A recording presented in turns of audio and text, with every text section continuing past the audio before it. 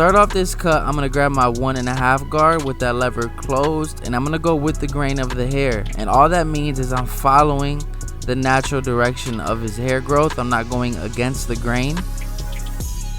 So you'll see I'm being very careful with that 1.5 to not go against in any way, shape, or form, because if you do, you're going to patch them, and that's the last thing that you want to do.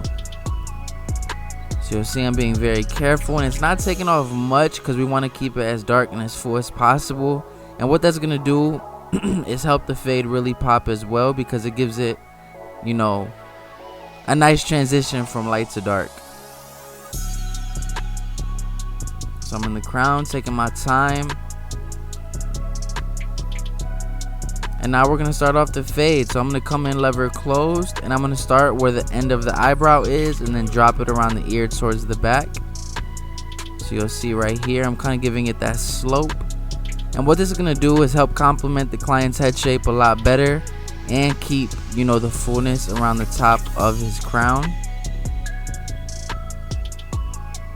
And again, that was close. So now we're going to move on to our lever open, and we're going to go up about a finger's width.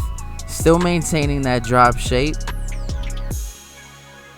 Just being real consistent, real clean with our lines here. We don't want to get lost in the blend. And I don't know if y'all noticed, man, I'm using my new Cocoa clippers. I think they're fire. I personally like the trimmers a little bit better. I'm still kind of getting used to the shape of the Cocoa clippers. So be on the lookout for a review of these as well. And if you like to purchase, make sure you head over to barberplug.com, link in the description. And use code DreClipperhands for a discount. I got you. So you'll see I'm still coming in lever open.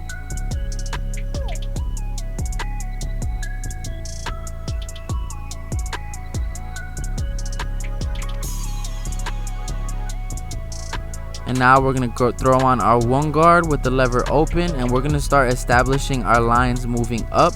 So I'm going up a finger's width once again. Still keeping that drop shape. So I'm going to establish all my lines going up, and then I'll start blending down.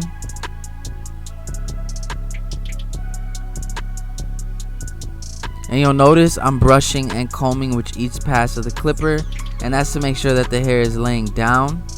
So now we're going to move on to our 2 guard open. I believe this is the biggest guard that we use.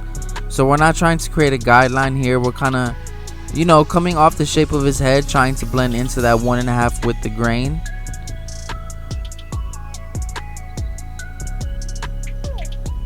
Not taking it too high, trying to stay under that parietal ridge, which is just the round of the head going towards the top. So now I went ahead and closed that 2 guard, and we're going to start blending down. So I have my 1.5 with that lever open, and we're going to get rid of this next guideline. And I instantly noticed that open wasn't doing the job, so I went ahead and closed that lever. And we're going to work. We're going to start trying to get rid of this line and get this blend as clean as we can. And I don't know if you noticed, I'm kind of struggling here to blend it because his hair is bunching up every time I come against the grain. So I'm being very conscious to brush that down.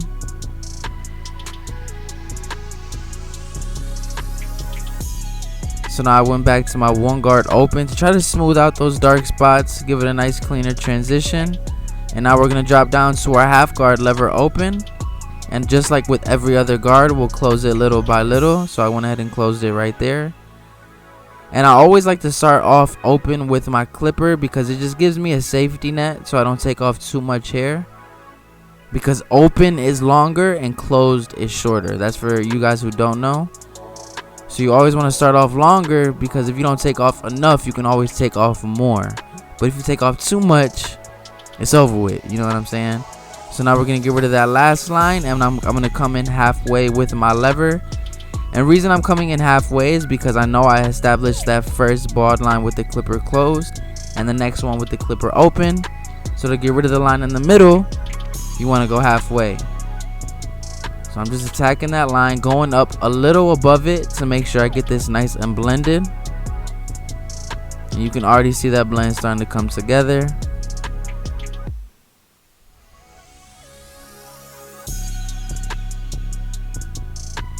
Using a lot of the corner of the blade to get into those dark areas.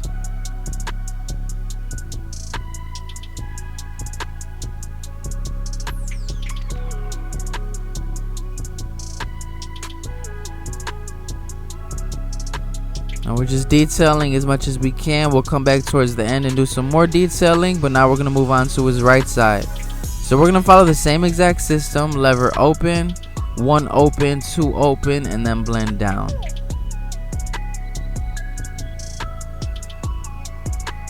So I'm going over that line multiple times to make sure it's truly an open. Now we have our 1 guard open here, doing the same exact thing. And I do like these cocoa trimmers, man, but the reason I feel like I have to or clippers, I mean, I have to get used to them is because it's definitely a lot wider. The body of it is fatter, and then as well the lever closed doesn't go as close as I would like it to, so that takes some getting used to when getting rid of that line in between bald and closed, you know what I mean? But so far so good. Like I said, be on the lookout for the review. I definitely will be dropping one here soon.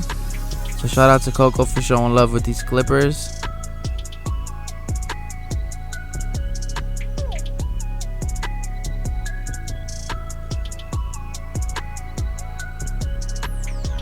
And you can see for some reason this side of the head blends a lot easier. And especially if you're new to cutting hair, you'll notice that there's always one side of the head that is a lot easier to cut than the other, and in this case it's his right side, right? And there could be a lot of different reasons. Some of it just might be how his hair grows. Some of it might be because that's how the client lays at night, is on the other side that's more difficult. So there's a lot of different factors as well, but there's always that easier side, that cleaner side, and it's kind of just an inevitable thing. You try your best to match both, but you do what you could do, you know what I'm saying? So now we're getting rid of that last line, getting this blend as clean as we can possibly get it. And that thing is coming out blurry, especially towards the back. You can see how dropping the fade really complemented his head shape, especially with, you know, right where the occipital bone is, it kind of bulges out. It complements that. And now we're going to bald it out with our trimmers. Now with our trimmers, when I get to the top of where I did that clipper closed, I'll kind of finesse it and use a lot of the corners so I don't risk taking you're creating another line, you know what I mean? This should blend right into that clipper closed with no problem.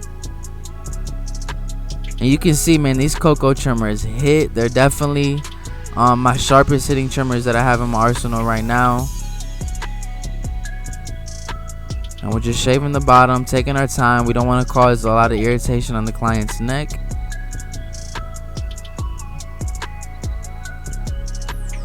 And this specific client is able to take the shaver, so I'm going to go ahead and bald out the bottom with this as well.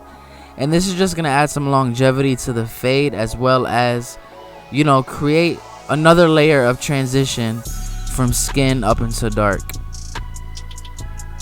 And I'm staying right below where I stopped with that trimmer, trying to get this blend to pop.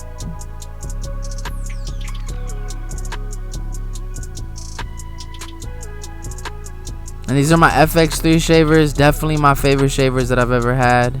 Highly recommend. And now we're going to get into the lineup. So when I do the lineup, I always like to start off with the vertical bars and arches first. And that's because I feel like it makes it a lot easier to make the front symmetrical. So I started off with that vertical bar, and then I'm going to establish my line at the top of the arch, and then go to the bottom and meet those 2 points in the middle. Now I'm going to do the same thing on that side. Right on the vertical bar, I'm going to line it up, keep it as natural as possible. And now we're going to line up his arch here.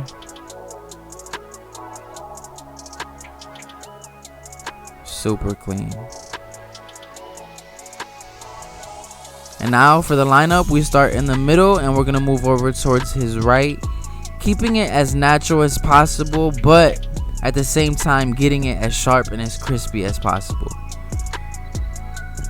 So you can see his corner is a lot lighter, but what we're not going to do is push that corner up into where it's dark. We're just going to follow it straight across.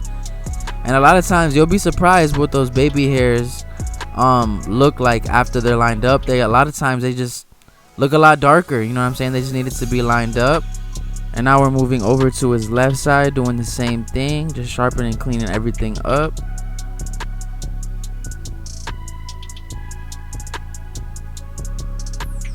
And now we're just going to go ahead and add some enhancement to go ahead and darken up the lineup and really take this haircut to Instagram quality.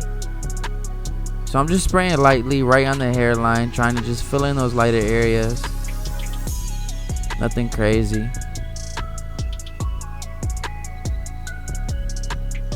And now what I'm going to do is stretch the skin in the opposite direction of which I'm using the razor. And this is just to ensure that I don't cut my client.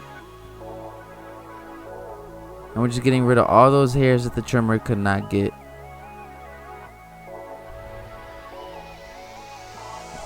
And now we're going to do the same thing on this side. And as you can see, that lineup is hitting. We're getting that nice white ash line just from the skin being clean. Now we're going to go ahead and clean up his mustache. But that blend with the wavelength and the lineup is definitely hitting. Now we're going to finish it off with some oil sheen, give it some shine.